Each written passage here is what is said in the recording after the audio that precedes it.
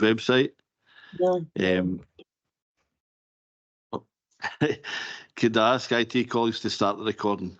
And I'll now ask Lynn to do the sending. Thank you, Chair, and good morning, members. Councillor Reid. Here. Councillor McMahon. Yeah, thanks, Lynn. Councillor McFadden. Good morning. Councillor Cowan. Here. We have an apology this morning from Councillor Mackay. Councillor Linton. Apologies there too. Apologies. Councillor Barton. Yep, here, Lynn, thanks. Councillor Douglas. Here, Lynn. Councillor Ingram. Here, Lynn, thanks. Councillor Maitland. Here. Councillor Filson. Here. Dr David Lewis. Yeah. Claire McKellar. Here. Babs Mowat. Yep, thanks, Babs. I can see you. I have an apology this morning also from Norman Watt and Jackie Livingston.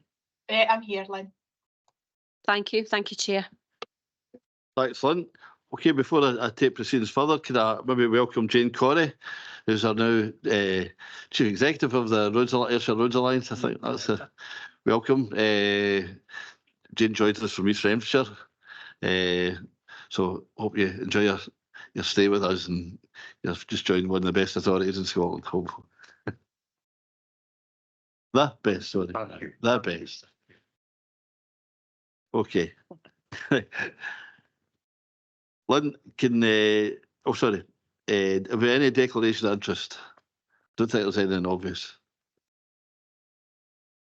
Okay, we now go to item 2E, and that's the non-statutory subsidised school transport, and Laura Campbell will take us through that. Thank you, Chair. So the report provides an update on the further works that have been carried out in relation to the non-statutory subsidised school transport and seeks approval for the proposed pilot. Recommendations are within paragraph 2, with the background on the legislation contained through paragraphs 3 through 5. The existing provision is detailed in paragraphs 6 through 9. Table 1 gives the current numbers of young people accessing the service, with Table 2 providing a more detailed breakdown of the provision by school and by rate. Previous reports from March and June 2023 are noted within paragraph 15 through 20, where Cabinet agreed further paper was required detailing the proposed consultation and engagement methods, along with the further information on the safe walking routes and the outcome of the engagement with Stagecoach. Work has been undertaken on the active travel and safe walking routes, and these are detailed within paragraphs 25 through 30, with the proposed walking routes and the upgrades to the north of Kilmarnock within Appendix 1.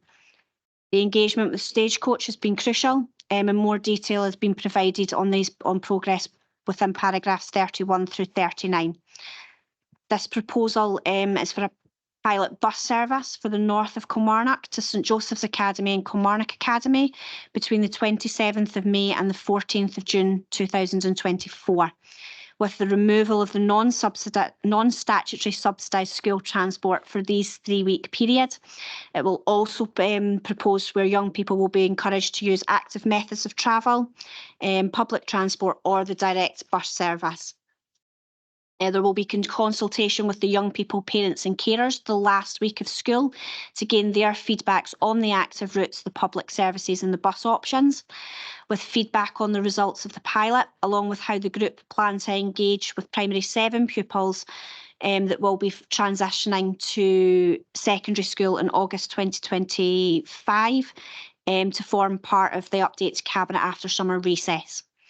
The results of the recent consultation and engagement with parents, carers and young people is contained within paragraphs 40 through 59, where there is a note that there was 259 respondents, with the majority of these from St Joseph's and Kilmarnock Academy areas.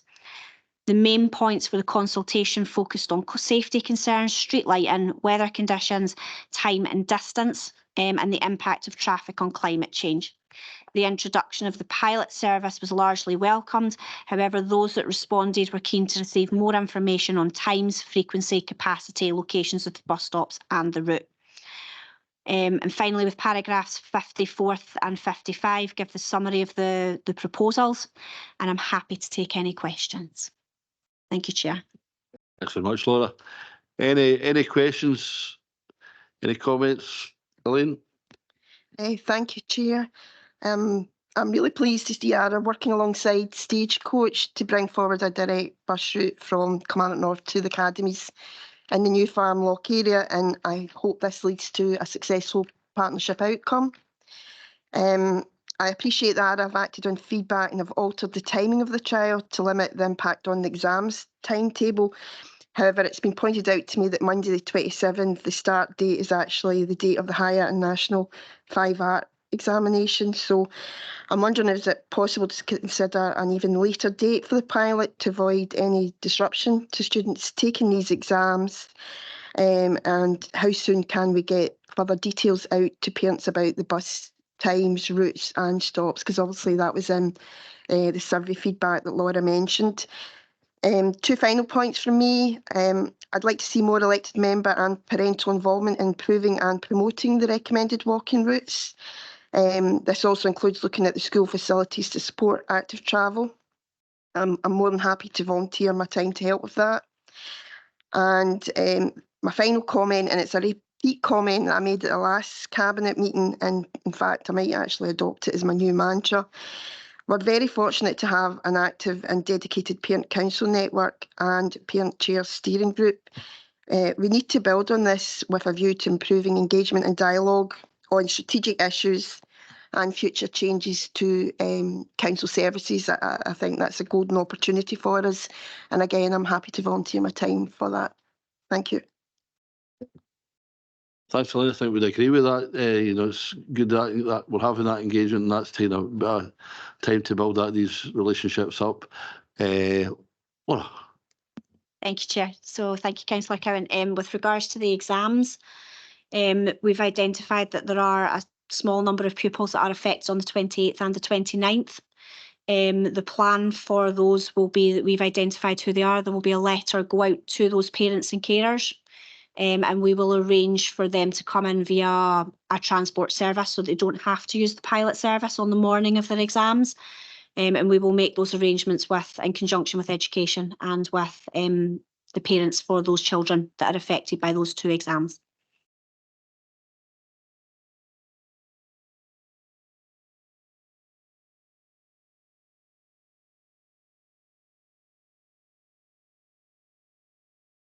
Oh, you froze.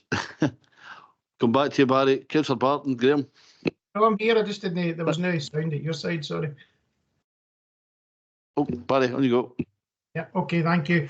Thank you for this paper, Laura, and we had a chat obviously beforehand, which was useful. A couple of questions just for me, and perhaps you can assist. So, page 5, paragraph 10. Obviously, the table there shows about, well, it must be nearly 20% drop in number of pupils accessing subsidised provision. Is this down to reduced pupil roles? Can I say it? Or is it down more likely? I would have thought that the uptake in terms of the under 25's free bus travel that's potentially impacting on that. My other question is a bit more parochial, Chair, if you'll indulge me, and that is in relative to some of the walking routes. I long asked about the east side of Glasgow Road in relation to formation of a footpath there. I'm thinking specifically for Westland Walk and anybody on that sort of east side of Glasgow Road being able to get down into the school. And I know obviously a section of footpath to be constructed on Dean Road, which will be the missing link, I think, in front of Dean Castle Country Park, I suspect. And I was just looking for some timescales around that. The other thing we have discussed already, Laura, is the safe walking route to school from Crooked Home. I suggest potentially the footpath on Main Road is not wide enough. Potentially, if you had a parent and a child walking down that route, for example, or even two children walking together side by side, it's not wide enough. I wondered what we would be looking at there, and potentially if we could look, because obviously you've got the Milton Road that is lit and the footpath there that takes you into New Farm, if that was maybe a better alternative. Of course, people will pick their own routes, but I just wondered what we're thinking about relative to the designated safe routes. Thanks. Through you, Chair. So the reduction in the bus, the amount of people that are using the service, Councillor Douglas, is through the 22, the NEC card at the moment. So there's a lot of children opting to use that NEC card. And that's where the reduction has come. With regards to the footpaths and the safe walking routes, that's where we're looking for that engagement with the young people to come back to us and identify what they are. Take on board Councillor Cowan's comment, obviously, of making almost getting everybody involved, and that's absolutely, we can do that over the summer period, and then we'll come up with a plan from the feedback from the parents, carers, and then over the summer period we'll come up with the plan and we'll feed that back into council just after summer recess. Thank you. Graham? Thanks, Dougie. I'd just like to agree with the comments and my colleague, Councillor Cowan. We're definitely starting to move in the right direction with this. I said, when you think back to the original Cabinet papers of the 22nd of March and 28th of June 2023, we've now got Stagecoach 3-week trial in place. And I think ARA deserve credit for the work they've done in that. So we've also got the proposed active travel walk routes. And once again, thanks to ARA for the work in completing this and getting it included in the paper. But I think we have dropped the ball somewhat in terms of engagement and consultation with parents and parent councils. I've attended a number of Kilmarnock Academy parent council meetings when the non-statutory subsidised school transport's been on the agenda. Parents, for the most part, they understand the budgetary pressures and the ever-increasing costs providing this subsidised travel. The parent councils were willing to work with us, provide the feedback, but we didn't quite get it right, in my opinion. We need to make sure that we do that going forward. And on the active travel aspect, if we ask any parent or carer, their number one priority is always going to be the safety of their child. I mean, I'd much prefer that our young people choose to walk, scoot, or cycle to school. It's much better for their health and their well-being. We have to make sure that these routes are as safe as we possibly can make them. And when I look at the active travel route for the North West Kilmarnock to New Farm Lot, the proposed route travels the length of Glasgow Road until it reaches Dean Road. But the vast majority of young people, they'll not take that route. They're going to cut off at Aslos Road and walk through the Dean Park. And I see them every morning. I walk my dog in the park, and that's the route they take. But Aslos Road is currently a 60 mph zone.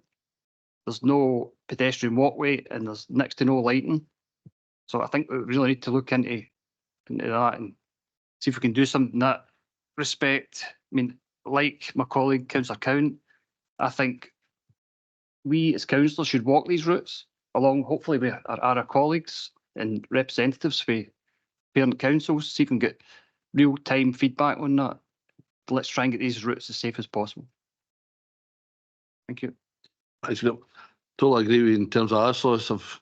It's quite a common walking route, up to Crawfordland and as well as over at Dean Park. And you do see that, there's big hedgerows there and there's loads of potential, but the young people, it's a pleasant walk. But as you say, it's a 60 mile/h limit in some places. So I think that's maybe one area we need to, particularly with the amount of buildings going in that area, that's maybe something we should actually look at. Laura? Yeah, so that was actually picked up, Councillor, on the feedback from the children. They've identified that they would walk through Dean Park. So part of our feedback on that is that we will review the walking route and see what we can come up with regards to that area, because they are going to go through Dean Park, is what they've told us that they're going to do. And just for the period of the pilot, we are looking for the Glasgow Road, just Councillor Cowan, to put in a crossing patrol officer just to assist with the pilot. So that there will be a crossing patrol officer. We're still to determine where on Glasgow Road that will be, and that will be in conjunction with our road safety colleagues and FNPM colleagues to put the crossing patrol officer in. Thanks, that's helpful. Drew, Councillor Filson, Drew. Thanks, Chair. As locality spokesperson, I'm quite happy to get involved and promote these routes as well, especially by doing the active travel forum now. Totally agree with Graham. We need to walk these routes with the pupils, because you go to any school, you'll see all the shortcuts they take. Myself and Councillor McMahon was at Bellsbank through the week there, and you can see the kids just taking the shortcut right through the grass all the time. So it is, I think, take that wee bit of time to walk the route with the kids, make a big difference. Thanks. Thanks. No, we absolutely welcome that. Maybe do that. Just quite a good thing, healthy thing for us to do as well. But we can arrange that, certainly. Sorry, Jackie. Hi, right. I just want to say that the communication has been really, it hasn't been good at all for the parents and the carers. And I'd hope that we have learned some lessons. And as a result of whatever's decided today, that communication goes out to the parents and carers as soon as possible, even if we don't have all the details, to let them know that there's going to be a pilot, when it's going to come back to cabinet, when results are going to be, how they can feed back. Because right now, nobody knows what's going on. And we don't know when works are going to get started. So as Councillor Douglas spoke about on Glasgow Road, yes, I know they're putting a crossing patroller, but are they going to fix the pavements? Parents need to know that, and they need to know that information like now, not in August or September. And we also need to make it very clear that this is not going to start in August, because some parents think this transport will start August 2024 because it's mentioned in the paper, taken into the viewpoint of primary 7 parents. It needs to be made clear it's going to be August 2025. And as everybody has said, the communication has not been good. The consultation has not been good. The parent steering group didn't even know this was coming to cabinet. And we have had good relationships. I used to be chair of the parent steering group, and we are aware of things coming up. But this just came from totally blindsided us. We did not know that it was coming, and it really puts us in a bad light. It puts parent councils in a bad light. And what happens is people end up being unsure, uncertain, and they get anxious because it's their children going to school and they want to know what's going to happen. So I would ask that whatever happens today, that communication goes out as soon as possible, setting out timelines and alleviating any fears. Thanks. Thanks, Jackie. I think that echoes to some degree what some of the certainly Councillor Cowan and Councillor Barton and others have said today. Before I pass over to Laura, can I pass over to Richard on screen? Thank you, Leader. Good morning, members. Just a brief comment through you. Certainly, I very much appreciate the positive comments from members in regard to this area of work, which obviously we've been endeavouring to move forward on for some time in terms of both that health and wellbeing agenda, but also the fiscal challenges that we've got in this space. The points in regard to comms and engagement are absolutely noted. Clearly, the working group, which was established across colleagues within the council, has driven this work forward. But we absolutely note the points in regard to opportunities for better engagement moving forward, including the parent council and the steering group in that regard. And we'll certainly take that forward. And happy to give members assurances in this regard that we'll do that. And Linda and I have a conversation in terms of how we take that forward at pace, and obviously keep you involved in terms of that process through you, Leader. Thank you. Thanks, Richard. That's helpful. Councillor Manager. Thanks, Chair. Jackie brought up the point I was going to bring up, Laura, because it's not in the paper, where if it's successful with the pilot that we're going to run over that 3-week period, when the implementation date would be for that. I think as we progress through the year and we complete the active travel routes, we updates to the parents as we progress them. It's another one not completed, and because what we don't want to do is to drop it on them just before the term next year, and it comes as a bit of shock. So as we go through the year, as we progress, it'd be good to keep them updated. Yep. Laura. Thank you, Chair. Yeah, we'll come up with we'll speak with Richard, and we'll obviously deal with Linda to make sure that we get the communication spot on and everything goes out at the appropriate times. And we'll update everybody to make sure that they're aware that it's 2025 for the proposed withdrawal of it, as opposed to 2024. But we'll make sure those communications go out. Okay, thanks. Okay, that's with the Councillor Cowan. Thank you, Chair. As far as the communication with parents go, I think we're pushing on an open door there, and I think the direct route is through the head teachers through to the parent councils, as well as the materials that ARA's going to produce, because obviously the report talked about giving more details once the plans are known, the routes are known, etc., and frequently asked questions, which I think would be a useful document. I also want to say that Councillor Barton's idea of walking the route is an excellent one that I'd like to support. Last year, when the first 2 papers came up on this subject matter, myself and Councillor Ingram, who was the transport spokesperson at the time, we actually walked the route from South Craigs to New Farmlock. And while the desktop exercise might show Glasgow Road being the most expected direct route, yes, people will take an off turn on to Aslos Road. But also when we walked the route, there were large hedges on Glasgow Road which forced you into single file. And I could imagine if there was a group of kids trying to get them to go single file and a wee bit of foul play could end up with someone getting shoved onto the road. So I think that would be an invaluable exercise for us to undertake. Excellent. Barry. Thank you, Dougie. Just on the, I think it's recommendation number 7, relative to the pilot with Stagecoach. If Stagecoach were to come back and say this was not financially viable, in their opinion, Laura, what is the alternative arrangements? Will we look perhaps at long last in terms of municipal transport here as an alternative? I mean, obviously we hope the pilot works, but we just kind of want some feedback on what the alternative is. Thanks.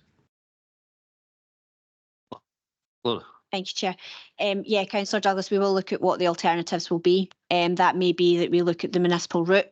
It may be that we look to see, depending on what the difference is in the cost, whether there's an opportunity to part fund it with Stagecoach, but we would need to look at all those options once they've come up.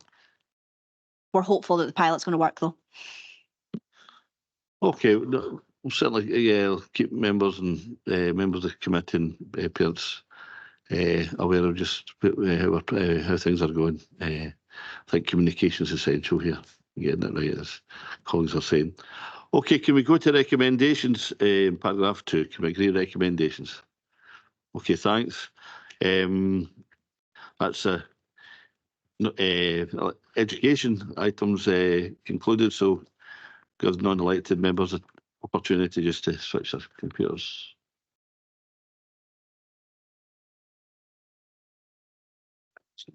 Stagecoach now. Should I say park fund?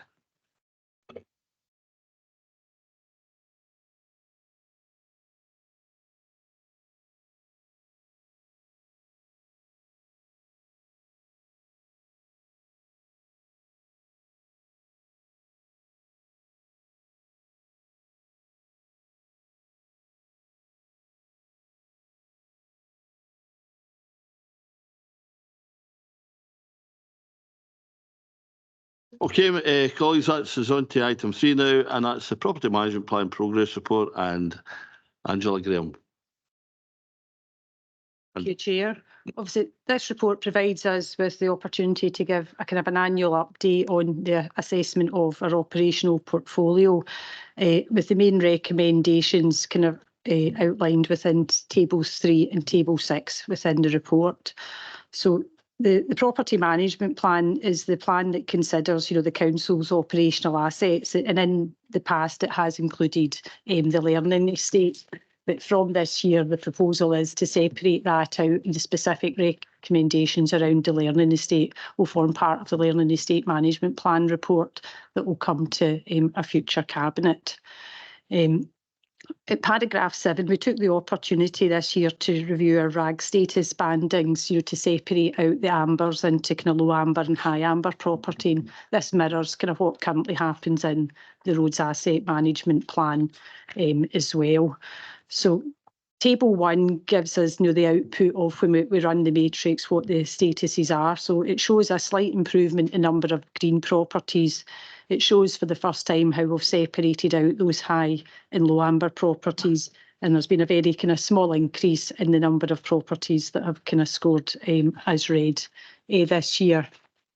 So because we were separating out the learning estate properties, we thought it was worthwhile within table 2 to show a further analysis of the red and low, high amber and green statuses across our different operational estates as well.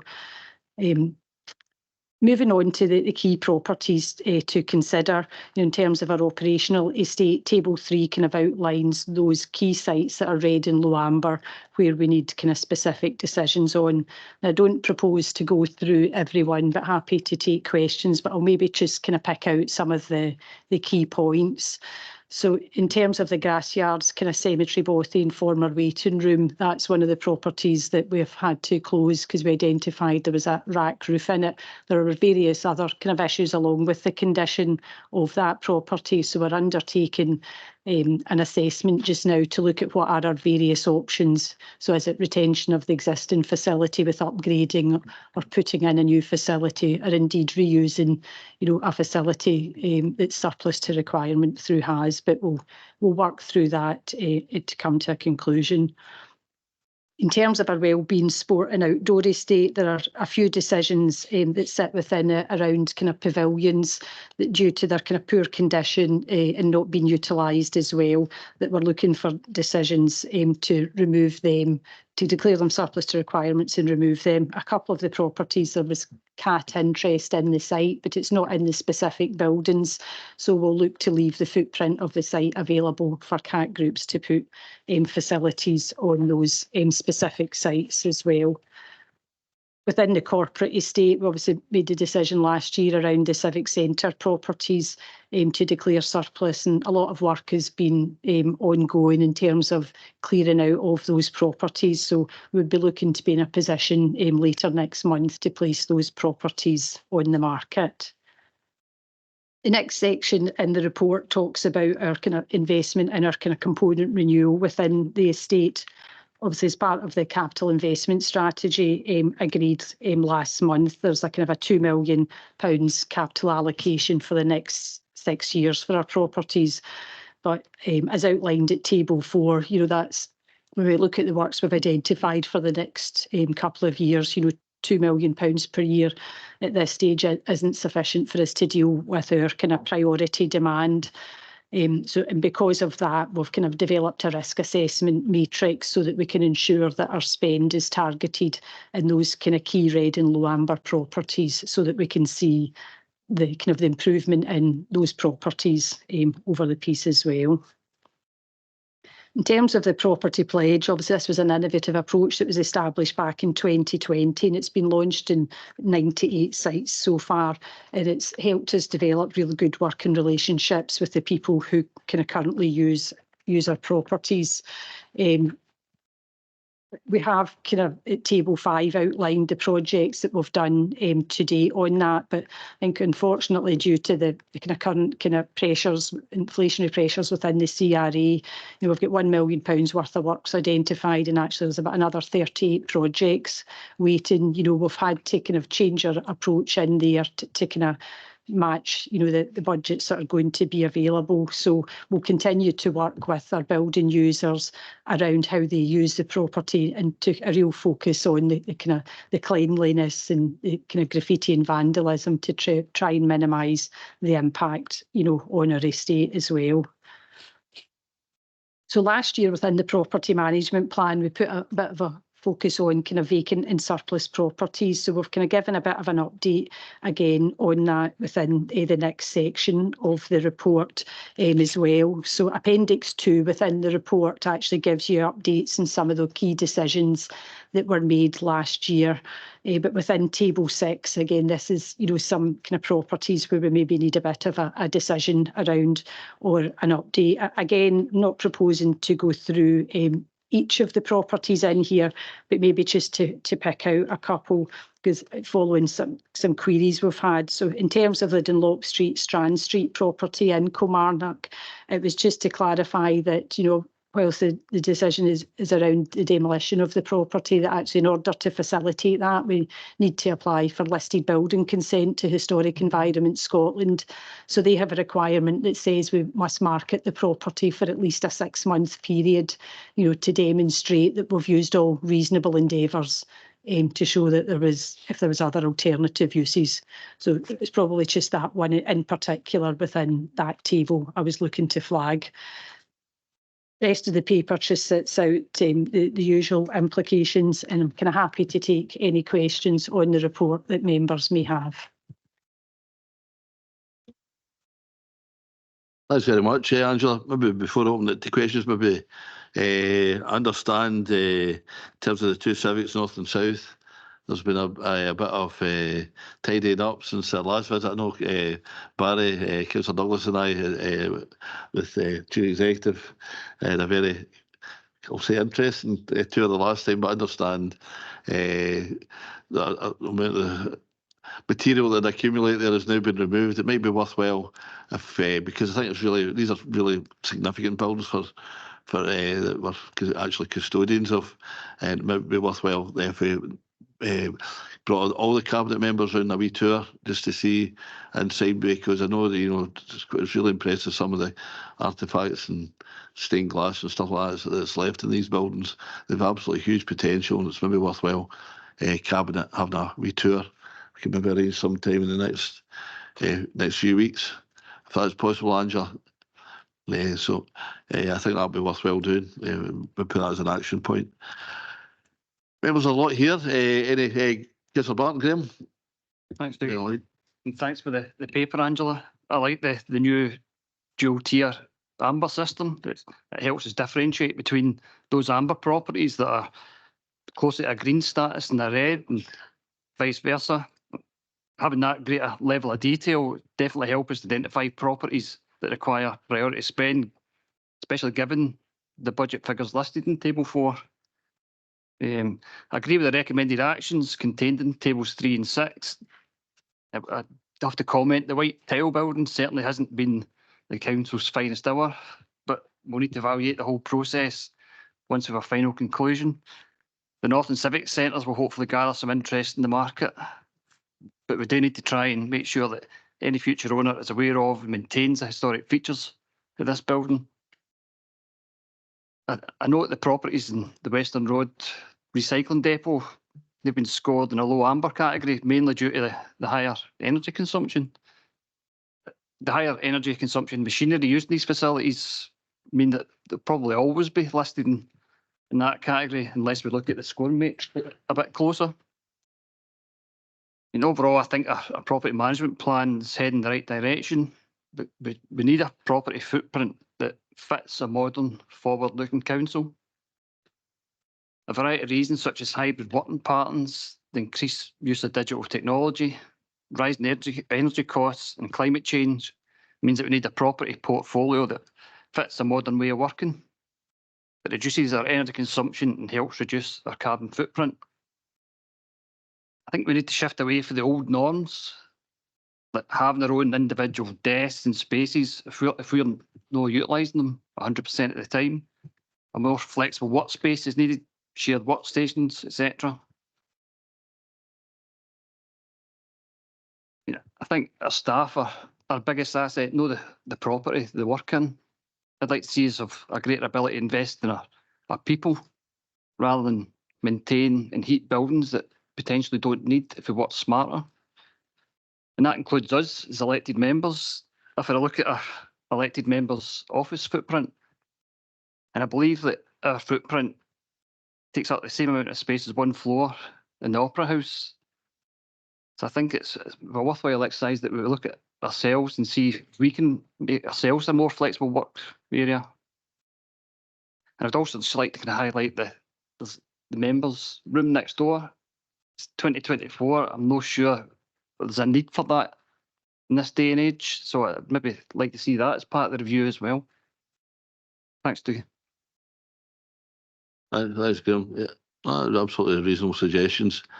Councillor Lane, then Claire. Thanks, Chair, and thanks for some information that Angela gave me earlier in the week, especially around the requirements for marketing of the Dunlop Street. I wasn't sure why that was a requirement, but Angela's already explained that. The white tile building, there are a lot of learnings there for the white tile building. I also think, I know there's some views about looking at demolishing that building. I would caution against that and creating a gap site in a high street without further investment, and what you would do once that gap site is there, if that's the route we go down. So I'm just putting that marker down for today. And I certainly would welcome a tour of the civic centres, and I'd like to know how we could actually protect those heritage elements that are there, because they are significant and they are unique. So again, if that's marketed and a buyer comes forward, that's maybe a future discussion that we also need to have as well. No, absolutely. Agree with that. Claire. I'd just like to echo my colleagues on the white tile building. If it does come down, it has to be well designed. I think we have an awful lot of estate unused, not just us, but private landlords as well. And I think our town centres are shrinking. I see no problem if the white tile building has to come down, as long as there's something in its place. With the north and south, I'm really glad you raised that. I think that part of the town is spectacular, and it'd be a shame to just leave those buildings. We should be utilising them. I know the Leisure Trust has looked at utilising them as well. It would fit in along with the Opera House and with Ingram, which are fantastic developments. So it's, you've seen that whole part of town coming up. Very quickly, I noticed that the Rickerton Pavilion is at red, and I was looking for some information on why it's at red. Thank you. Thanks. No, just on the whole, I mean, in terms of these properties, we're worthwhile looking at the John Dickey Street properties, and I don't think we can look at it in isolation from the white tile, because I think we need to prioritise where we need to put the spend, and you know what's important to us and what's less so, and I think we need to kind of establish where our priorities are. But Claire, and then I'll bring in Barry. Sorry, it's just when we're talking about there's too much estate. I mean, in British Home Stores, for example, do you know, I mean, how are we ever going to, you know, I know it's not ours. I'd had to explain that to somebody just the other day. We do not own all the buildings in town. They're often absentee landlords, as we know, and we've got very poor insurance and insurance leases, full repair and insurance leases in Scotland as well. So there's not a lot of incentive to take up buildings in the town as well, especially the larger ones. And I'd still like a wee answer in the red pavilion. Thank you. The red rating for the pavilion. Excellent. Barry. Thank you, Julie, and I can't disagree with anything that Councillors Cowan and Maitland have said about the white tile building. I think Councillor Martin also, I think, had commented on it, so I don't disagree with anything anybody said. If it's coming down, so be it, but we need to be very mindful of what's going to go in its place. It would look horrendous as a gap, I think, if we're not careful with it. I've had a request from my coming up members who have asked, say that members of the public have asked about the old Greenmill Primary School and whether or not they could get in. We could open it to the public to allow former pupils to get in and see it prior to the building coming down. I don't know if that's possible, but if Angela can maybe come back, I can let Billy and June know that. Thanks. Thanks, Barry. I know there's a bit of Councillor McMahon. Did you want to come in as well? It's just picking up on that request for Barry. It's fantastic. I've had that type of request as well for members of the public, but I am aware of the vandalism that's taken place around about that building with the windows that's been smashed in it now. So I think we need to be really careful if we're going to allow members of the public into that building. And if I could just pick up on another couple of buildings and come, I'm absolutely delighted to see a completion date finally for 16 to 18 Glazenick Street. We know the history behind that. Buildings that never belonged to us, we've had to pick up the pieces with that, and I'm glad to see that. And also for 65 to 67 Glazenick Street, would have been another building that could have fell into unscrupulous buyers. But again, the council took that on, preserved the building, so I'm absolutely delighted these buildings are preserved for generations to come. Thank you. Thanks, Jim. Angela, you to come back on, was it the Rickerton? Yeah, no, it's scoring red for a combination of reasons around the kind of condition, and it's probably not been utilised for a number of years, but the main thing around the condition, it's another one of the properties that we discovered has a rack roof as well. And maybe come back to us on the request to go around the Greenmill just to see how safe it is, and if that can be possible, just to meet Barry's suggestions. Okay. Oh, Barry, you want back in? Okay, Elaine. Thanks, Chair. I just want to echo some of the comments made by Councillor McMahon. I know it's challenging times and I know we've got real issues, but it showed you what can be done with some of the buildings in Cumnock when we think about the art of the possibility and we can come up with the solutions. And it maybe isn't always our first reaction, might not be the course of action that we should be taking. Excellent. Okay, with that, can we go to recommendations on page 22? Can we agree the recommendations? Okay, and next item is the recommendation for the two, wasn't just well, note that we arrange a tour for members of the cabinet. Okay, can I agree with that? Okay. Next item is the 5G Innovation Regions funding, Ayrshire allocation, and David, wherever there's over there. Thanks, Chair.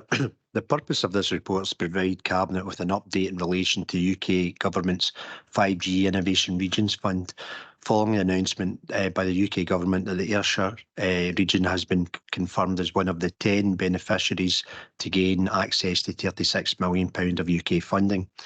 This funding is targeted at business communities within Ayrshire and will enable the region to become a 5G innovation region, along with Glasgow and Borderlands, who were the other successful bids in Scotland. Paragraphs 3 through to 6 confirms that in April 2023, the UK Government published the Wireless Infrastructure Strategy as part of its Levelling Up Fund for Communities programme, setting out that the development and use of 5G and other advanced technologies as a crucial element of strengthening and achieving national strategic goals to improve digital connectivity for business.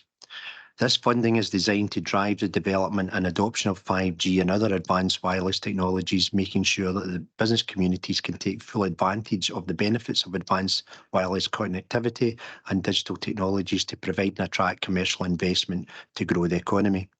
Paragraphs 7 through to 12 confirms the background to the Pan-Ayrshire Consortium funding bid, which comprised of the three councils, their delivery partners, including the University of West of Scotland, Ayrshire College, the Scotland 5G Centre, the National Manufacturing Institute of Scotland and Vodafone UK.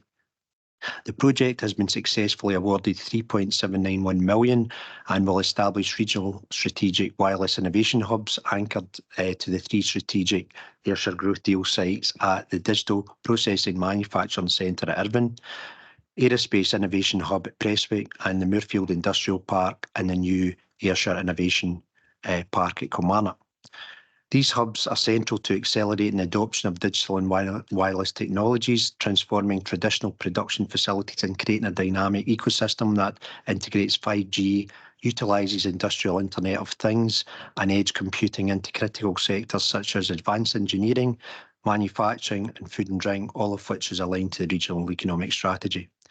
The hubs will build upon the approach taken by 5G centre based at Halo and will develop a range of uses cases which will be examples which will help to support a 5G mobile private network located at the hub. Scotland 5G Centre will extend its influence into the sector-focused innovation centres, becoming the epicentre for use case testing, 5G learning and dissemination of knowledge. This innovative proposal promises a collaborative ecosystem uniting startups, industry and academia with sustainability and net zero at its core.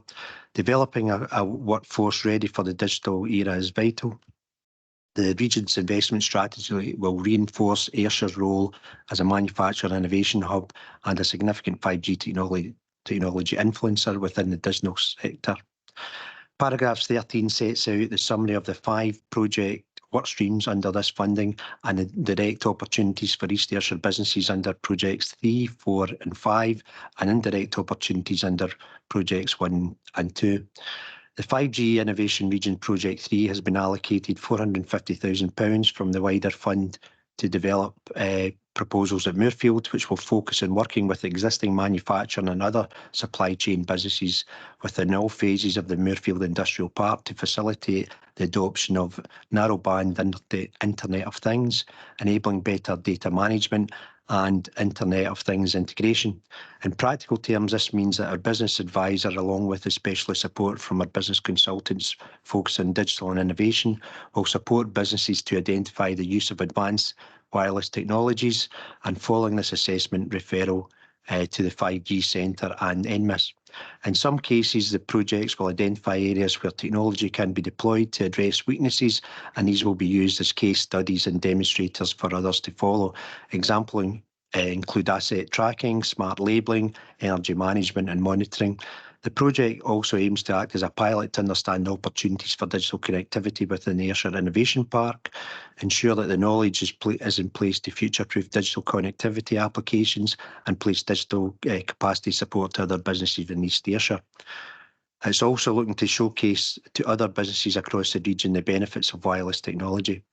The knowledge and experience gains from the delivery of this project, along with the support from Vodafone, the Council's mobile network operator, and Scotland 5G Centre, will help to shape the digital infrastructure implemented at the Ayrshire Innovation Park as part of the Ayrshire Growth Deal. It is also an intention to utilise funding from the Ayrshire Growth Deal Digital Infrastructure Fund for any digital components within the proposed Phase 3 site to support business inward investment. In order to take this activity forward, an additional staffing resource will be required. The need to employ a business advisor specialising in digital economy is crucial for the delivery of the Ayrshire Digital Economic Framework and the successful delivery of 5G project. Specialist expertise is required to navigate the digital landscape and support the implementation and innovation technologies and foster collaborations. These skills will be instrumental in ensuring effective digital inclusion, promoting economic growth through the tech-driven initiatives.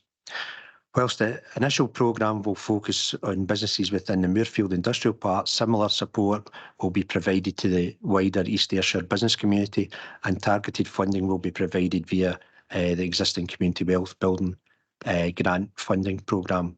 And we will be looking at funding for next financial year in 2025 and 26 through the Shared Prosperity Fund once that has been announced.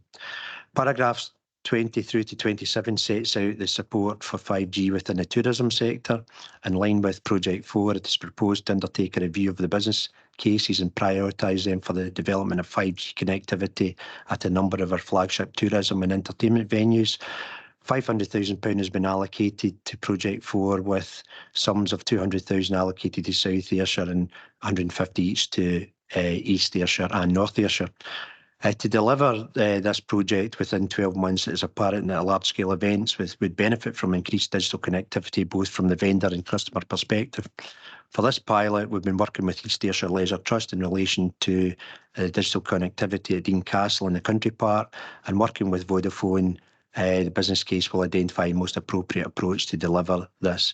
Once this project implementation has been costed and finalised, we will then be looking at expanding any remaining balances out to other opportunity tourism sites within East Ayrshire. Having an understanding of the specific digital needs of the businesses will allow the economic development team to plan specialist technical support and gap funding and other skill opportunities to increase economic growth to other tourism projects. A Pan-Ayrshire working group has been established with the remit to ensure that 5G and advanced wireless technologies can be taken through the appropriate governance process to ensure that we make sure we get the best use of the funding. And any best practice and learning from this process will be reported back to the Council's Digital Management Board. Paragraphs 28 and 29 sets out the skills and training programme under Project 5. So this Digital Ambassador Immersive Learning has a fund of £300,000, and there was work going on to develop this programme through University of West of Scotland and Ayrshire College, and this programme has been targeted for implementation during summer 2024. Paragraphs 31 to 33 sets out the policy implications, noting that the proposals align with the community plan, the Ayrshire Regional Economic Strategy, the newly developed Ayrshire Digital Economic Framework, and Ayrshire Nairn Visitor Economy Strategy. Paragraphs 34 and 35 sets out the governance requirements for setting up a 5G project board, and as noted previously in terms of finance, we've been secured £3.71 million for this, and we're looking to fund through the Shared Prosperity and accrued developer contributions a post to support this introduction of this work. Paragraph 40 sets out the legal implications. It should be noted that North Ayrshire Council is a lead service on behalf of the three councils, and there are no specific legal implications at this stage. Chair, the 5G Innovation Region Funding Award brings a significant funding allocation to Ayrshire and provides an opportunity for the drive and development of the adoption of 5G wireless technologies across the key strategic sites, and supports economic development with a route map to how to support businesses embrace new technology and increase productivity and support employability. The recommendations are set out in paragraph 2, and I'm happy to answer any questions, Chair. Thanks, David. Just a couple of wee questions for me. Just maybe I should have asked this earlier, but just I'm a wee bit kind of when I look at how it's the divided up between the three Ayrshires, and I see that the South Ayrshire allocation is dedicated to like a one-day event. Seems rather kind of strange, and £200,000 to the Ayrshire event. Is it exclusively that? I'm quite content, in terms of what we're doing with Moorfield and the Ayrshire Innovation Park. And, I think there's potential there in like the cultural quarter or Rugby Park or, other places where we get major events going on throughout the year. Yeah. But it seems rather kind of odd. Yeah, through you, Chair. No, it's not just a one event. What will happen is that the provision of the technology within the area that they need to provide it within South Ayrshire means that will be able to be utilised on a permanent basis, and it'll be accessible there for the business communities as well. So it's got a double. Although they're trying to support the Ayrshire, it will have an added benefit to South Ayrshire and Ayr in itself. If it seems a lot of money for one. I know, but it does. If it was primarily, if it's to support business in there, that's fine and that's great. But just for a one-off event, that's dedicated, that just seems rather You have to remember, Chair, that it was through funding dedicated for tourism, so that was the proposal they put forward, but it's got added benefits. Okay, right. Okay, Elaine, thanks. Elaine. Thanks, Chair. Paragraph 29 talks about Project 5, Digital Ambassador and Immersive Learning. So I'd be interested in finding out future details of how that project's going to be developed, and also if there's any opportunities to link in with our secondary schools. I know it mentions that Vodafone's there as well, and maybe the details aren't available at this time, but that would be useful future information. I think it's worthwhile kind of highlighting that. I think that this is an area where we should be bringing back, some feedback. We are working quite closely with Vodafone, and Vodafone have offered within the region, East Ayrshire First, to start and go into schools. They're starting off at Galston tomorrow, and they're going to Galston Primary School to show that immersive learning with VR units. So that has started. We've kind of booked them into a stage where they're coming to East Ayrshire first before they go elsewhere in the region. So we've got the kind of coup in that. But it is something that we do want to bring back, and just to kind of show these business use cases both to members and to the business community, and we'll take that through the digital management board so that we can see if there's any benefits for the council. Elaine? It's always good to hear that East Ayrshire's getting in there first. But also I'd like to know what the college is going to do, and is there any opportunities to build later links with the secondary school pupils, getting them ready for the world of work, that type of thing as well? Yeah, I can answer that as well through you, Chair.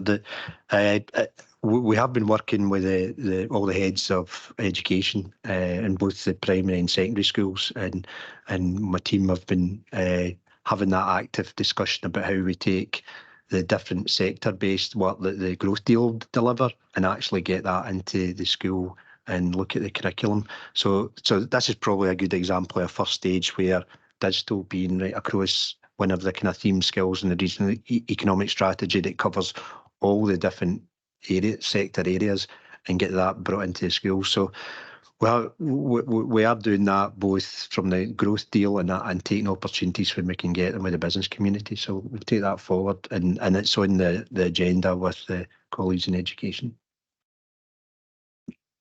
Good. Look forward to seeing that. That's excellent. Anyone else? Okay, can we agree recommendations? This one is the 24-25 Roads Asset Management Plan Investment and Programme. And Philip Frank Sinatra, Kevin's back with us for another. Thank you, Chair. Members, the purpose of the report is to advise Cabinet on the condition of the roads infrastructure and to seek Cabinet approval for the 24-25 programme for roads related works, including carriageway and footway, structural maintenance, street lighting, bridge strengthening, traffic, transportation, road safety and fleet. The 28th of February 24, Cabinet approved the Roads and Transportation Capital Investment Programme included within the Capital Programme Review Report that sets out the Council investment priorities over the next 10 years. And the proposed reprofiled capital allocations are detailed in Appendix 1. The roads infrastructure is one of the most valuable council assets, and it is vital to the economic well-being and development of East Ayrshire. And this infrastructure contributes significantly to the local economy and regeneration. The road asset is valued at 1.7 billion, with the carriageway alone valued at 1.2 billion. Table 1 summarises the RCI results from the SRMCS over the last 7 years and the budget allocated to carriageway structural maintenance work. Table 2 Table 2 shows the RCI for each category of road, and it should be noted that the network was ranked as third best in Scotland in 22-23, and we await confirmation of the 23-24 ranking. And the ongoing improvement in RCI is a result of targeted expenditure across the network. In 23-24, an additional revenue allocation of £400,000 targeted deep patching, and a further £400,000 has been allocated for 24-25. In 2022, artificial intelligence was introduced to our inspection regime, and by the end of 24-25, every gully will be monitored through our Carbon Tech software. In addition to road condition, which is determined through the SRMCS, this work establishes the current value required to be spent to maintain the road network in a steady state condition. The steady state value is 8.477 million, and this reflects an increase of 4.9% on the 2019 figure and is based on 2023 treatment rates. The current maintenance backlogs are estimated to be 2.196 billion for local roads, and within East Ayrshire 53.051 million, which reflects a 12.5% reduction on the 2019 figure and is based on the 2023 treatment rates. In 24-25, it's proposed to reprofile the overall roads budget from 10.738 to 8.280 million, and the proposed budget is stated in Table 5. Kilmarnock Bus Station has now been included within the overall capital investment programme as future funding for the 24-25 is at risk, and this project was anticipated to be fully funded through SPT, but following communication and discussions with funders, SPT, due to the reduced capital allocation, there is a risk of a shortfall of funding of approximately £700,000. Discussions are ongoing between ARA and SPT, and Phase 3 works are currently on site and expected to complete around April 2024.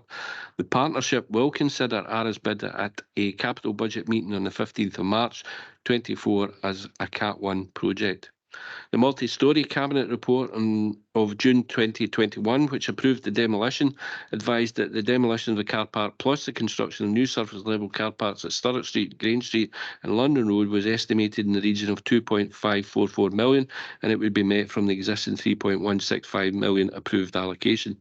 The programme has now split the projects into 3 areas: Kilmarnock car parks, a multi-storey demolition and the redevelopment of the multi-storey site. Recognising that proposals have been considered to link the multi-storey footprint to the overall active travel, EV charging in the town centre public realm, it's proposed to allocate an indicative figure of 600,000 from the Economic Regeneration Development Fund, plus reallocate the 400,000 from the charging strategy to support future proposals and maximise match funding opportunities. Design proposals and cost estimates have been finalised by ARA. For 2024, Ayrshire Roads Alliance will submit bids to the Scottish Timber Transport for the B7036 Barney Road, the A70 Muirkirk Road to Glenmuir and the A713 Patna. Moving on to street lighting, there are almost 21,000 street lights in East Ayrshire, with over a third of these over 30 years old. This figure is expected to reduce to around 29% with the removal of 244 concrete columns funded by the LED replacement budget. Over the next 2 years, but on return to normal funding levels, will begin to increase again by 2026. The proposed programme for street lighting for 24-25 has identified the parts of the network in poorest condition, and this work will enable the further reduction in the number of concrete columns along with the removal of unreliable Scottish Power cable networks. And as in previous years, LED replacement lighting has been used in all locations, which will reduce the power consumed on a per replaced unit basis by around 60%, and the lighting capital programme is contained within Appendix 2. Bridges and culverts. The Bridge Stock Condition Indicator, BSCI, is determined from the results of the inspection programme, and the scores for the last 8 years are shown in Table 9. Bridges and culverts are subject to assessment to determine their ability to carry the 40-tonne assessment loading. In addition, all structures are subject to a programme of regular inspections to determine their conditions and highlight any defects requiring attention. The inspections provide the information needed for the preparation of programmes of remedial action. A programme of interim measures has been implemented to manage structures that have been identified as being weak or requiring upgrade, and include weight restrictions, lane restrictions and/or regular monitoring. Currently, there are 51 bridges that have been monitored on a 2-monthly basis, and 6 on a monthly basis, and 1 on a fortnightly basis. This list of special inspections varies as repairs are expedited. Such measures will continue to be put in place until improvement works are brought forward as part of the prioritised programme of bridge and culvert strengthening. General inspections are carried out over a 2-year cycle. All structures listed in Table 7 receive a general inspection, and this also includes those structures in Table 8 which our roads pass over or under, but which are not maintained by the Ayrshire Roads Alliance, including Network Rail and other boundary bridges. This programme of inspections is ongoing for 23-24. Principal inspections are carried out every 6 years, and this provides information on the physical condition of all parts of bridges that require to be inspected within touching distance. This inspection is more comprehensive and provides more detailed information than a general inspection, and these inspections may require suitable inspection access techniques to be employed. The full principal inspection programme was undertaken in 2018-19 by a consultant, and as such, all principal inspections are currently up to date. In 23-24, the principal inspection programme will recommence. In 2023, the gross replacement cost for the structural asset was estimated at £205.5 million. The estimated bridges spent in the current financial year 23-24 was 1.6 million, and the estimated 2.5 million underspend, along with the projects it represents, will be reprofiled. It is worth noting that there are 11 projects of estimated value 4.52 million, which are near tender ready or are about to go to tender or have recently been awarded. 3 of the projects await conclusion of land acquisition, albeit there is agreement in principle repurchase price. The currently approved Bridges capital budget for the next financial year 24-25 is 2.4 million as identified in Table 4. Appendix 3 contains details of the Bridges capital programme, which comprises 63 projects and how they relate to funding identified in Table 5. Some of these projects are carrying forward from previous years, and some are new projects. Moving on to traffic, transportation and road safety, the proposed delivery programmes contained within this report will be implemented through funding provided by the Council, Strathclyde Partnership for Transport, Transport Scotland and Sustrans, and the proposed programmes are consistent with national, regional and local transport strategies and policies. The trend in road casualties in East Ayrshire since 2004 are shown in Table 11. In 2023, there were 6 fatalities, 52 serious injury and 101 slight injury casualties, and the figures for 23 remain provisional until final validation by Police Scotland and Transport Scotland. In relation to the 6 fatal accidents, 3 of the fatal accidents occurred on the National Trunk Road. Table 11 demonstrates there has been a downward trend in road casualties since 2004, and Table 11 clearly indicates that the downward trend for all casualty severities. However, the trend for killed and seriously injured is less marked. Child casualty trends are shown in Table 12. There had been no child fatalities in East Ayrshire between 1995 and 2022. However, in 23, there were 2 child fatalities, and the overall casualty trend is downwards, but there was a significant increase in child casualties in 2023. Table 14 below shows that the cost to society of injury road accidents in East Ayrshire in 2023 was £33.2 million. Cabinet has previously approved revised allocations for the Roads and Transportation Capital Investment Programme, and the allocations for the Traffic Transportation and Road Safety Programmes are detailed in paragraph 22. Consistent with the Council's climate change strategy, Cabinet agreed at its meeting of the 22nd of February 2022, and as part of the capital investment reprofiling, it is proposed to allocate £50,000 per annum for the preceding 4 years to support active travel and further school streets projects. The proposed programme for 24-25 is set out in Appendix 4. The Strathclyde Passenger for Transport capital budget is currently under review, as previously stated, due to potential cuts in the Scottish Government funding, and further updates are pending. ARA has submitted bids for the following Category 1 projects in 24-25, and that's Kilmarnock Bus Station improvements and the East Ayrshire Council bus infrastructure improvements. The Hurlford Street Design project has been funded from the Sustrans Scotland Places for Everyone. Funding is provided annually from Transport Scotland for the Road Safety Improvement Fund for projects which give regard to Scotland's Road Safety Framework 2030, which specifically focuses on safe system measures to help support casualty and/or risk reduction across the road network. Transport Scotland allocates funding to local authorities annually to improve facilities for pedestrians and cyclists to enable the promotion of active travel, and a further funding package in the region of £779,000 is expected for 24-25 financial year, and it is proposed to utilise the funding for projects identified in Appendix 4. Moving on to Transport and Fleet, ARA Transport continued to operate and maintain the current fleet in 23-24, with significant changes made to the operational procedures, which has improved vehicle turnaround. EV charging grant funding was also received for 23-24 to install depot chargers. In 24-25, ARA Transport priorities will be to continue to decarbonise, progress the Pan-Ayrshire EV charging strategy, pool cars and fleet utilisation, and the non-statutory subsidised school transport, with papers being brought in the new financial year, and include further changes within operational area to improve service delivery. To further enhance the utilisation and effectiveness of the fleet, a new fleet management system was implemented at the end of 2023. For 24-25, ARA Transport has set a target to have all cars and small vans under 1,700 kilograms to be replaced by the end of 2023 with zero-emission vehicles. Unfortunately, this was not achieved partly due to the availability of these vehicles, but also due to the current process for replacing vehicles, which only allows ARA Transport to advise on what vehicles the department should be procuring. This, along with budgetary pressures and costs of EV vehicles, will still being in the region of 10% higher than an internal combustion equivalent, has significantly impacted on the ability to achieve this target.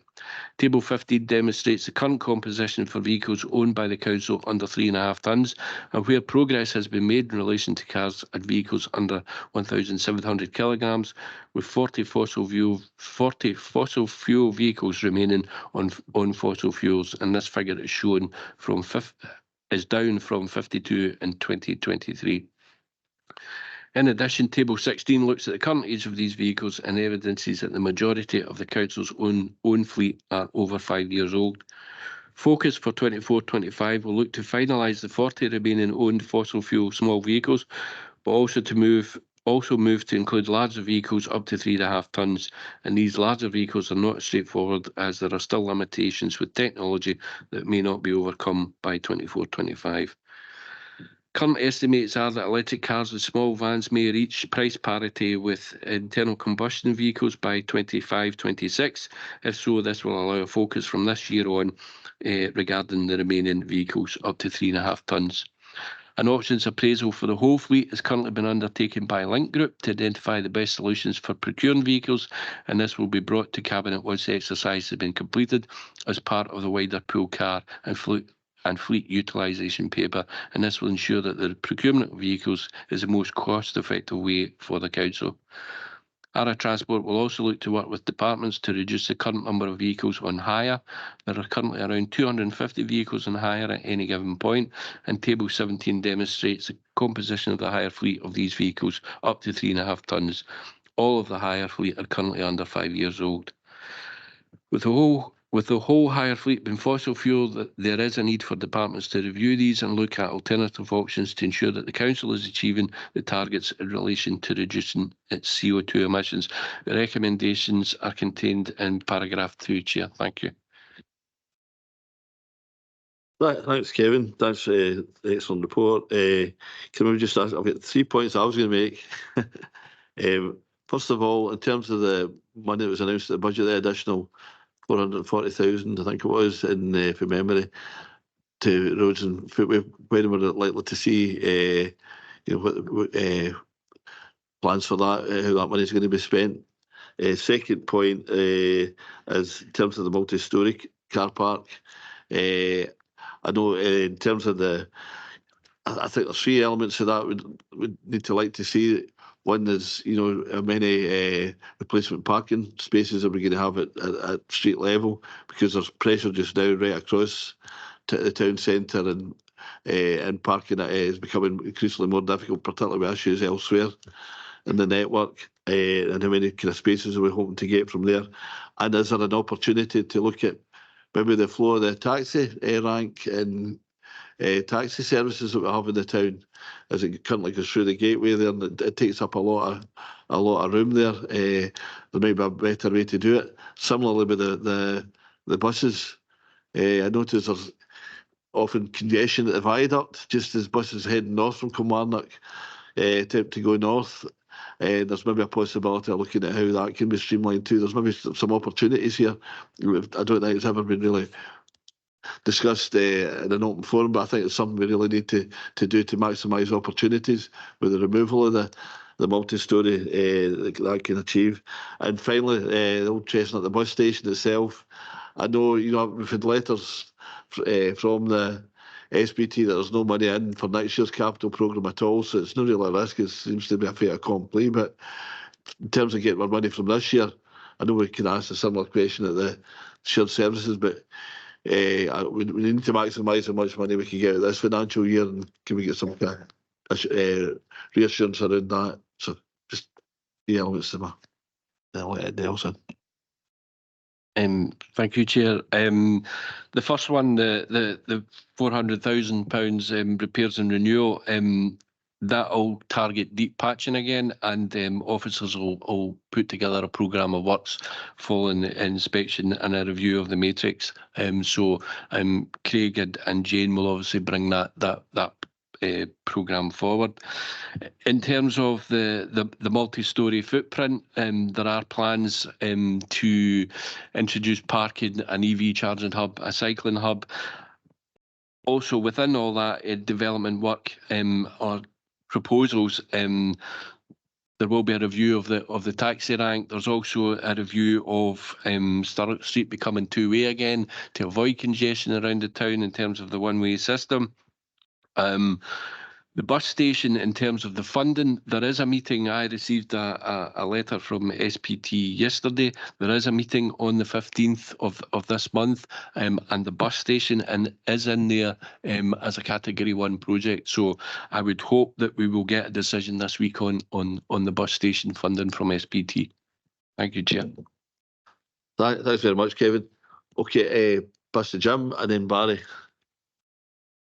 Thanks, Chair.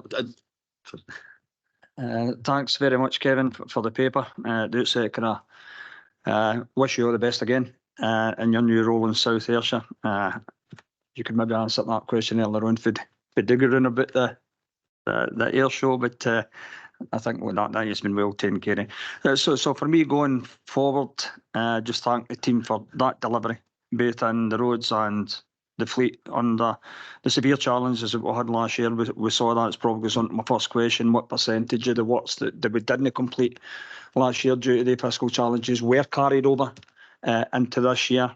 The fiscal challenges don't just sit static like they did last year and carrying over their works. We see for your first bullet point in page 56 that they were predicted to deteriorate over the future years without increased investment. But as we look at that reprofiling in our budget, we see that it's no increasing, it's actually decreasing. And we know that's going to have major challenges for us going forward. So without having any more investment coming either for Scottish Government or UK Government, we're going to have serious challenges going forward with roads, not just for roads, it's laid out clear, I think, with our bridge profile as well. The carbon tech that we use, maybe a wee bit into insight into what that actually tells us, and off the back of the data you gather for that, what kind of maintenance programmes go, or is there a maintenance programme for the gullies that come off the back of that? As I said, I've touched on the deterioration in the bridge stock. It really disconcerts me with the way that the finances have been reprofiled for that again. I'm trying to keep it short because I'm sure other members will come in with other questions. But for me, I've got to touch on the fatalities. Any fatality on our roads has a devastating impact on the communities, but none more so than the one that we had in the 76. My pursuance of the safer roads on the A76 and not just on the 76 through the full East Ayrshire, I'll continue and I'll follow that up with Jane as she takes up her new role in the pursuit of 20 mile an hour zones prior to Scottish Government legislation where that's imposed. We know that our streets and pavements have got to be safe. That rollout of the pavement parking as well will have a major impact as we go forward, although I don't see much in it in here, Kevin, but it's going to have an impact on us going forward for that. So if you could just fill me in a wee bit on the carbon tech and the kind of maintenance programme that's in place off the back of that analysis. Through you, Chair. Carbon tech is it's a small monitor that is fitted to each gully. So there's about 30,000 gullies across East Ayrshire and about the same down the road. What that piece of software does, it sends information back to ARA's offices in the Opera House. It enables us to target hotspot areas. It enables us to then come up with a maintenance regime which is more cost effective. So there may be some gully pots that need inspected every month. There may be some that only need inspected every 6 months. There may be some that we don't need to go to 12, 18 months, So it's to manage the gully inspection programme better, clearing and maintenance, and to target our hotspots. So it's just to manage that system a whole lot better. Currently, we have at this moment in time a list of 30,000 gullies, and the guys are handed a list and away and go and do this, So this is a better way to manage the gully system. Thank you, Chair. Yeah, so that's good to hear, because I'd imagine we'll have a backlog already on that maintenance programme for the gullies. I think as we'll walk along the main roads, especially on the country roads as well, we see them absolutely start at full to the net, and it's after the back. That monitors the gullies. What monitors the system between the gullies in case they're stopped? Because I know if the gullies are stopped, it's easy enough to clear. But how do we monitor between the gullies? Sorry, I don't follow you, Councillor. So you say we monitor the gullies, the traps itself, and we don't know if they need cleaned. But what happens if it's blocked between gully to gully? How do we monitor that? The carrier pipes, that's picked up in the system as well. So if a carrier pipe is blocked, it'll pick that up as well. Okay, we've got Graham, Barry Lane. Graham. Thanks, Dougie. It's nice to see you back in the chamber, Kevin. A couple of quick questions. Grugger Road, Crooked Home. We've resurfaced the top side of it. The bottom side was left awaiting road widening. I just wonder if you could provide us an update on when you consider that's going to get completed, And the second question is, can you update us on the Hurlford Street Design Project? Have you got a rough ballpark date when work was starting that? Through you, Chair, in terms of the resurfacing that we did at Crooked Home, there is a section that's still to be done, and the footways to be widened and parking bays to go in there. There was a land acquisition issue around that, so I'd need to ask Jane to pick that up with Barry to see where we are on that, and also the Hurlford project. There are designs complete on that, and it would be for Barry and Jane to come up with a programme date for that works. Thanks. Barry? Thank you, and welcome, Jane. Good to have you here. Kevin, Councillor Barton stole my thunder for the last question I was ever going to ask you about Cricket Home and Grigger Road. It's been ongoing, I think, the entire time I've been an elected member here, that Grigger Road, Cricket Home's been getting mentioned, so hope that the final piece of the jigsaw will come soon. My question actually is also about Strawberry Bank Road, pedestrian crossing, something I've been asking for a long time, and I know other members, I'm sure other members will have been approached about this too. Obviously, the appraisal for a new crossing point is been worked on, but just any kind of timescales, £50,000 is allocated to it. Just keen to hear through that cycling, walking and safer routes, that clearly the speed that traffic comes down Strawberry Bank, this is definitely an area that would benefit from a crossing. Thanks. Thanks, Barry. I think I would agree with that. Kevin, then. Through you, Chair, that will be built into the actual overall programme of works, and that can be brought forward to Councillor Douglas. Thanks. Elaine? Chair, my points have already been covered by Kevin and previous members' questions. Thank you. All right. Okay, Claire? Hi, Kevin. It's about town centre parking for residents. There isn't any. There are a few spaces in Woodstock Court which are taken up mostly by single occupancy cars wearing face lanyards. So it's our staff that are taking up the resident spaces there. Even when there's spaces available in the parking, they're parking on Morton Place, they're parking on Woodstock Street, Lindsay Street. There are no facilities here at all for residents. And I'm just looking at North Hamilton Street, which is just a little bit further out. There's plans there to put bays in. We're also, I think in some of the longer streets, we could put residents parking on one side and charge on the other, because these are commuters that are coming and taking up these streets all day long. And they are single occupancy, and they're next to a train station and they're next to a bus station. So if we're talking about joined up and town centre living, etc., I'd like to see, is there any plan at all for how residents are expected to park in the town centre? Thank you.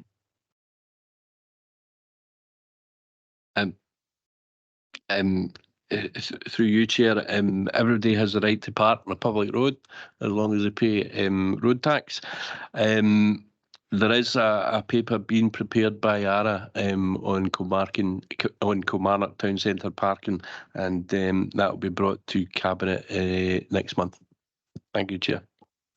Kilmarnock, we're nearly up at Renfrew there. Claire? Actually says residents parking, but it's unenforceable, and I do appreciate that anyone can park in the town, but we want town centre living. You want to make it just maybe possible that the people who live there that can park between 9 and 5, and also at the weekends now as well, with football and above adventure. Thank you. I know, I think with that bit, I think it's, as with Northampton Place and some other bits, it's HRA ground, so I mean, it's only advisory. They can put that down. Yes, yeah, absolutely right. Drew? Thanks, Chair. Just like to thank Kevin again and Arif for all the support over the years. Now, I look forward to working with Jane, but remiss of me notice to actually bring this one back up again, and have been for the past 8 years. And I'll take you to page 83 there, halfway down the page. It's the B741 Coal Glen embankment at Cliffin, Domelton to New Cumnock. We're all ready to go last year. The contractor was put in place, and that's when Scottish Power put a £3.4 million liability on it, because their cables went up the road from the Salach wind farm in South Ayrshire up to the Meikle Hill substation.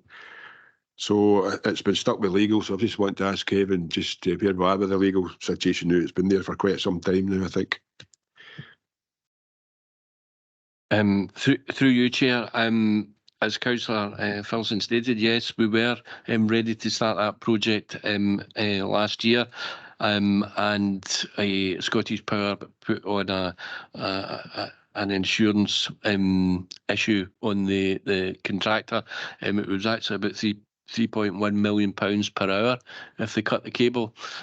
So the contractor decided that he wasn't prepared to take that risk, as nobody would. There was a review carried out of that, but there is still an extensive risk in terms of a claim by Scottish Power if the cable is cut. It is still with legal in terms of Scottish Power. It's their legal team that are looking at it. So I can ask Kirsty to give you an update on where we are with that with Scottish Power. That's fine, Kevin. Thank you very much. So we'd have the technology there. Like, it'll just If you don't mind, Chair, I find it hard to believe that we've no got the technology that can detect cables. A good pair of in was always the style and all when the digger was working. However, I think we'll have moved on for then and we'll know exactly where every single cable is. So weighing that risk of the 3.1 per hour, I'm surely that there's an element that we can take on to move that forward with the technologies we have. Through you, Chair, we did know where the cable was. It's right up right up the middle of the carriageway, and because of the road slipping, the way that the contractor was having to stabilise the road, he was going to have to work really close to this cable that supplies a wind farm, and it was if the risk was if he nicked that cable or whatever when he was in there working. So there has been discussions around the insurance, and we are confident that we can get it down to a more realistic figure. But I'll take it up with Kirsty and get an update for you. Thanks. Richards, will you come in? Thanks, Leader. It was just to follow up to Councillor Maitland's question and Kevin's response in terms of the members, Kilmarnock members will be aware they circulated a briefing in regard to the update on the actions taken for the matters raised in relation to car parking on match days in Kilmarnock Town Centre at Council a couple of weeks ago. I've referenced in that members update that residents parking is one of the things we'll look at, and as Kevin said, that will feature in the paper that comes to Cabinet next month, Leader. So just to provide that assurance for members. Okay, that's helpful, Richard. Okay then, colleagues, I think it was a good discussion on that paper. I look forward to see some of the actions that have been asked for today. Members, can we agree recommendations? Okay, we now move to exclusion of press and public. Thank you, and could I ask IT colleagues to stop recording. Now go to item 7, which is House and Auction Service negotiated contract